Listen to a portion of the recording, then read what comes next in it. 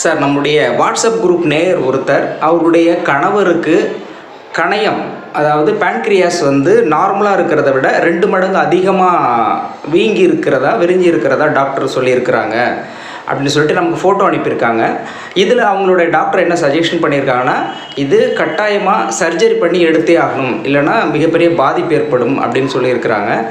அவங்க இது தொடர்பாக நமக்கு வாட்ஸ்அப்பில் ஃபோட்டோ அனுப்பி என்ன கேட்டிருக்காங்கன்னா, இது இந்த மாதிரி இருந்தாக்க இது கண்டிப்பாக சர்ஜரி பண்ணி ஆகணுமா, சர்ஜரி இல்லாமல் இதை சரி பண்ண முடியுமா, அப்படி ஒரு வேளை சரி செய்ய முடிந்தால் எந்த மாதிரி சரி செய்யலாம், எவ்வளோ நாட்கள் ஆகும் அப்படிங்கிறத பற்றியான டீட்டெயில் கேட்டிருக்காங்க. இதுக்கு உங்களுடைய பதில் என்ன doctor? There are two reasons for all our sufferings. நான் சொல்லியிருக்கேன் ஏற்கனவே. Number 1, karma, invisible reason. That is the root cause for this problem. கண்ணுக்கு தெரியாத கர்மா, கண்ணுக்கு தெரியாத சாபங்கள், கண்ணுக்கு தெரியாத நெகட்டிவ் எனர்ஜிஸ் அவரை பாதிக்கும். அவரை பாதிச்சனால தான் பேங்க்ரியாஸ் அவர் வீங்கி இருக்கு. இது நம்பர் 1. அதை சரி பண்ண முதல்ல. Number 2, internal reason. நிறைய தெரியவங்களுக்கும் நான் பொதுவாகவே சர்ஜரிக்கு ஆப்போசிட்டான கொள்கை உடையது. சர்ஜரி பண்ணவே வேண்டியது, எந்த நோய்க்கும் உடம்புல கத்தின்னு வைக்க வேண்டிய அவசியமே கிடையாது. இப்போ பேங்க்ரியாஸுடைய ரோல் என்ன?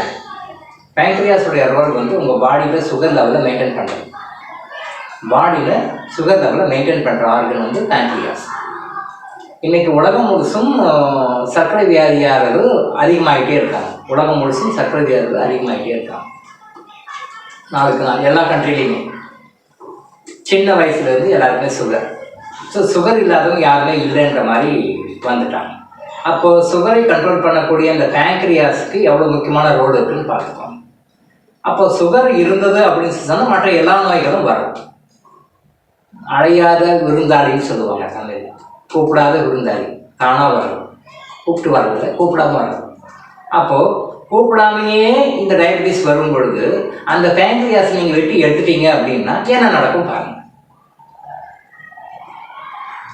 பேங்க்ரியாஸை நீங்கள் வெட்டி எடுத்துடுறீங்க, டாக்டர் சொல்லிட்டாரு, ரைட் ஓகே, நீங்கள் பே பண்ணுறீங்க, டாக்டர் கட் பண்ணி தூக்கி போட்டுறாரு, அவ்வளோதான், ரைட் ஓகே, டாக்டரோட ரோல் முடியுது, அவர் போயிடுவார், நீங்கள் தனியாக வந்துடுவீங்க.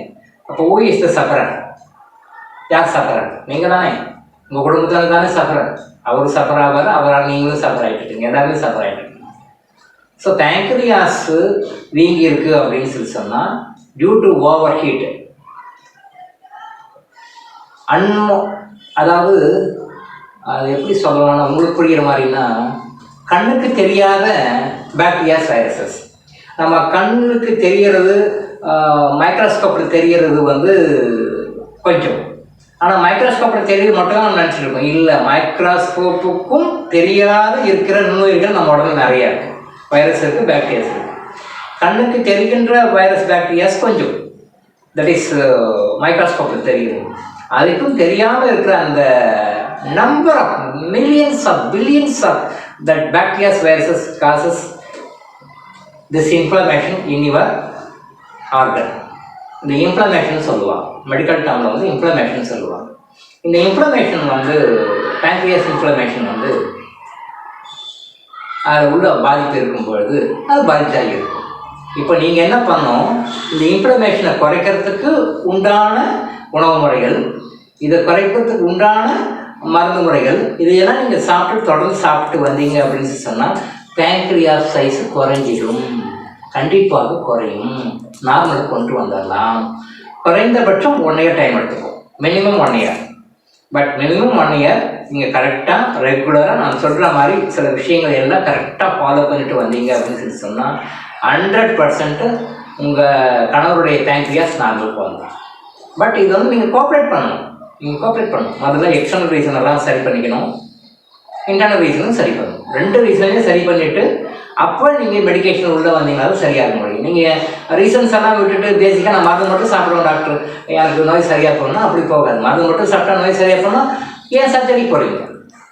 மருந்து சாப்பிட்றோம், ஒரு நோய்க்கு மருந்து சாப்பிட்றோம், அது நோய் குணமாக மாட்டேங்குது, அதனுடைய வீரியம் அதிகமாகுது, அப்போ சர்ஜரிக்கு போகிறோம். சரி, ஓகே, சர்ஜரி பண்ணுறோம், சர்ஜரி பண்ண பிறகும் திரும்பவும் ப்ராப்ளமாக இருக்குது, திருப்பி எகைன் இன்னொரு சர்ஜரிக்கு போகிறோம். இப்போ இது ஒரு தீர்வு கிடையாது. அப்போ என்ன பண்ணணும்? இன்டர்னல் கண்ணுக்கு தெரியாத இன்டர்னல் ரீசன்ஸு, அந்த கர்மிக் ரீசன்ஸு அதை வந்து நியூட்ரலைஸ் பண்ணும். அதை நியூட்ரலைஸ் பண்ணும். தென் எக்ஸ்டர்னலாக சில விஷயங்கள் எல்லாம் ஃபாலோ பண்ணிட்டு உங்கள் உணவு முறையில் சில மாற்றங்கள் பண்ணும், உங்கள் வாழ்க்கை முறையில் மாற்றங்கள் பண்ணும், உங்களுடைய தாட் லெவல், மைண்ட் லெவல் அதில் சில மாற்றங்கள்லாம் பண்ணணும். அதையெல்லாம் நம்ம சொல்லுவோம், தேவைன்னா சொல்லுவோம். அதையெல்லாம் நீங்கள் கரெக்டாக முறையாக ஒரு 10 விதமான ஒரு கமெண்ட்மெண்ட்ஸ் உங்களுக்கு சொல்கிறோம். அதை நீங்கள் கரெக்டாக லைஃப்பில் ஃபாலோ பண்ணிட்டு வந்தீங்கன்னா அதிகபட்சம் 1 இயரில் விதவுட் எனி சர்ஜிக்கல் இன்டர்வென்ஷன், அதெல்லாம் நோட் பண்ணிக்கணும், விதவுட் எனி சர்ஜிக்கல் இன்டர்வென்ஷன் அதை நார்மலைஸ் பண்ணிட்டு வரலாம். பட் இதை வந்து உங்கள் மைண்டை வந்து பிரேக் பண்ணுறது உங்களுக்கு சுற்றி இருக்கிறவங்க நிறைய பேர் இருக்காங்க. அக்கார்டிங் டு ஒரு கர்மா, இப்படி பண்ண வேண்டாம் செய்ய வேண்டாம், இப்படி பண்ண வேண்டாம் செய்ய வேண்டாம், இது வேண்டாம் அப்படி வேண்டாம், அது எனக்கு தெரிஞ்ச டாக்டர் அங்கே இருக்கார் அங்கே போகலாம், எனக்கு தெரிஞ்ச ஒரு டாக்டர் இங்கே இருக்கார் இங்கே போகலாம், எனக்கு தெரிஞ்ச டாக்டர் இப்படி சர்ஜரி பண்ண அங்கே போகலாம், இப்படின்னு டைவர்ட் பண்ணுவாங்க. அது வந்து உங்களுடைய கர்மா வழியாக அவங்க டைவர்ட் பண்ணுவாங்க. உங்களுடைய கணவருடைய கர்மா வழியாக அவங்க டைவர்ட் பண்ணுவாங்க. இந்த டைவர்ஷன்லாம் ஓவர்டேக் பண்ணி நீங்கள் கடவுளை நம்பி, டாக்டர் எங்கோ நம்பாதீங்க, கடவுளை நம்புங்க. He is the greatest doctor in the world. He is the greatest medical consultant in the world. அவரை எப்படி பிடிக்கணும்னு தெரிஞ்சுங்க. அந்த டெக்னிக்கை தான் நான் சொல்கிறேன். டாக்டர் இளங்கோ ஆயுஷ் அதெல்லாம் சொல்லுது. பெரிய டாக்டர்கிட்ட எப்படி கனெக்ஷன் வச்சுக்கணும், பெரிய கன்சல்டன்ட்கிட்ட எப்படி கனெக்ஷன், அது தெரியல. சாதாரண மனிதர்களை நம்புகிறோம், சாதாரண மனித டாக்டர்களே நம்புகிறோம். டாக்டர் இளங்கோ கூட நம்ப வேண்டாம். I am guiding you to get in touch with that super doctor. அந்த கான்டாக்டை நீங்கள் பிடிச்சிட்டிங்கன்னா உங்கள் நோய் வந்து கண்டிப்பாக வெளியே வர முடியும். உங்களுடைய கணவருடைய பேங்க்ரியாஸ் வந்து நார்மலாக வர முடியும், வர வைக்கலாம். But you should cooperate with us. Cooperate பண்ணணும்.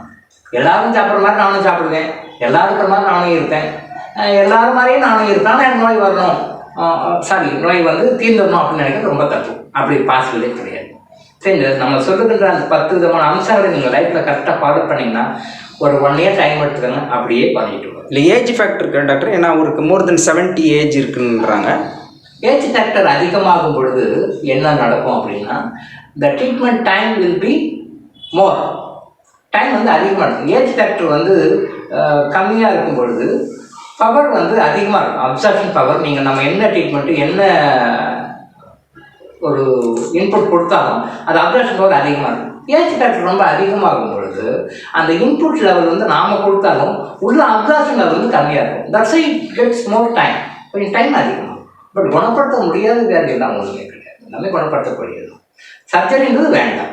அப்போ என்னை பொறுத்த வரைக்கும் எப்போயும் பாருங்கள், சர்ஜரி பண்ண கூட ஏஜ் அதிகமாக இருந்தால் யாரும் சர்ஜரி ரெக்கமெண்ட் பண்ண மாட்டாங்க. டாக்டர்ஸ் கூட, இன்னும் அலோபதி டாக்டர்ஸ் கூட ஏஜ் அதிகமாக இருக்கும்போது, சார் இந்த வயசுக்கு மேலே சர்ஜரி பண்ணால் நீங்கள் தாங்க மாட்டீங்க சார், நீங்கள் ரொம்ப வீக் ஆகிடுவீங்க, ஆனால் வேண்டாம் சார் அப்படின்னு ஜென்ரலாகவே டாக்டர்ஸ் சொல்லுவாங்க. ஜென்ரலாகவே நீங்கள் ஏதாவது மெடிக்கேஷனில் மற்ற முறையில் அப்படியே கொஞ்சம் சரி பண்ணுற வழியை பாருங்கள், சர்ஜரி வேண்டாம், டியூ டு ஏஜ் ஃபேக்டர் வேண்டாம்னு சொல்லிட்டு மனசாட்சியோட டாக்டர் சொல்லுவாங்க. மனசாட்சியோட டாக்டர்ஸ் இன்றைக்கும் ஏஜ் ஃபேக்டர் கன்சிடர் பண்ணி வேண்டாம் சார், பண்ண முடியாது, பண்ணால் நீங்கள் தாங்க மாட்டீங்க, நீங்கள் மெடிக்கேஷன்லேயே ஏதாவது அட்ஜஸ்ட் பண்ணி இப்படி வாங்க, இப்படியே பண்ணி அப்படியே சர்வை ஆகி வந்துடுங்க அப்படின்னு தான் சொல்லுவாங்க மனசாட்சியோட டாக்டர்ஸ். மற்றவங்களை பற்றி நம்ம அப்போ பேச வேண்டாம். ஸோ சர்ஜரின்றது எந்த காரணத்தை கொண்டும் அவாய்ட் பண்ணுங்கள். சர்ஜரின்றது வேண்டாம். சர்ஜரி இல்லாமல் என்ன பண்ண முடியுமோ அத்தனை பிரயத்தனமும் பண்ணுங்கள், தப்பு இல்லை. உடம்புல கத்தி மட்டும் வைக்க வேண்டாம். தயவு செய்து உடம்புல கத்தின்னு வச்சிங்க அப்படின்னு சொன்னால் அது பின்னால் வரப்போகின்ற மிகப்பெரிய சிக்கல்களுக்கும் பிரச்சனைகளுக்கும் நீங்கள் பிள்ளையார் சொல்லி போடுறீங்கன்னு அர்த்தம். அதனால் இந்த ஏஜில் அவருக்கு சர்ஜரி வேண்டாம். சர்ஜரி இல்லாமல் என்னென்ன விதம் பண்ண முடியுமோ அத்தனை விதையும் பண்ணுங்க. எல்லாரும் ஒரு நாள் இறக்க போகிறோம். பட்டு தானும் கஷ்டப்படாமல் அடுத்தவங்களுக்கும் கஷ்டம் கொடுக்காம ஹாப்பியாக நம்ம சோல் வந்து புரிஞ்சு போகணும், இந்த உலகத்துக்கு புரிஞ்சு போகணும். ஸோ அது தயவு செய்து சர்ஜரி மட்டும் வேண்டாம், சர்ஜரி இல்லாமல் நீங்கள் பண்ணுங்கள். குறைஞ்சபட்சம் 1 இயர் ஆகும். இப்போ இன்றைக்கி ட்ரீட்மெண்ட் ஆரம்பித்தா சார் 10th டேலே எனக்கு இம்ப்ரூவ்மெண்ட்டாக, 20th டேலே எனக்கு இம்ப்ரூவ்மெண்ட்டாக, விதின் 1 month எனக்கு அதில் அந்த மேஜிக் மிராக்கெல்லாம் நடக்குது. ஸோ எப்படி நோய் வந்ததும் அந்த மாதிரி தான் நோய் போகும். இப்போ இன்றைக்கி அவர் பேங்க்ரியாஸ் வந்து இந்த அளவுக்கு வந்ததுன்னா குறைஞ்சபட்சம் ஒரு 10 வருஷத்துக்கு முன்னாடி இதனுடைய ப்ராப்ளம் ஆரம்பிச்சிடும். மினிமம் 10 இயர்ஸ்க்கு முன்னாடி இந்த ப்ராப்ளம் அவரோட ஆரம்பிச்சிருக்கும். நீங்கள் அது அவேர்னஸாக இல்லாமல் விட்டுட்டீங்கன்ற அர்த்தம்.